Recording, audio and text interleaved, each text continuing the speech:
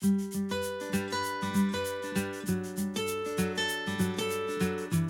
thing I probably these days remember best about the farm was how good the food that we had. My parents were sort of pretty gregarious, and there was always a lot of like artists, composers, authors there for lunch, and some of my father occasionally business friends from abroad, and he used to say everything that we were eating at lunch came from the farm.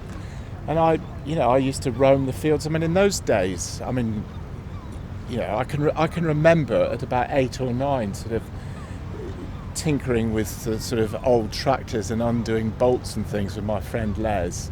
Yeah, I mean, I look back with great nostalgia for those times in Oxfordshire, in the Cotswolds. Actually, the memoir is peppered with sort of references to music. In my sort of last year at Oxford University, I was rather taken with the number of mobile discos there were around, and so I built one, and I suppose I was trying to be a bit sort of hippie-ish and slightly druggy.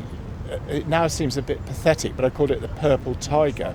And I started doing parties in Oxford, and then I brought it to Cornwall, and it was enormously successful. So when I finally came across this club, this restaurant where we're standing was a nightclub in Padstow, and we took it over intending to make it a very nice sort of peaceful club.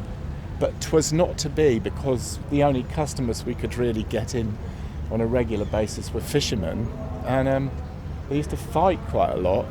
And eventually, sadly, we got our licence taken away because of all the trouble being caused. There's the sort of guys that would have come into the pub, and basically what I did was to open the restaurant because the club was closed down. And a lot of the fishermen that had caused trouble in the club ended up as selling me fish, and so it was sort of good in the sense that I got to know so many local Padstonians that they looked after me with fish. I sort of started writing recipes really as far back as the early 80s for a magazine called Woman's Realm, and on the back of the publicity for that I just came to the attention of a director that was working with a chap called Keith Floyd, and he decided to have a go with me and Keith filming in the restaurant. I remember it was just an afternoon like this, and I cooked a dish of roast sea bass with a sorrel sauce, and there was a trawler like one of those over there, and he just said, "No, we'll put it on the back of the trawler." And I was having such fun. The whole thing was like life in TV. Yes, I like this.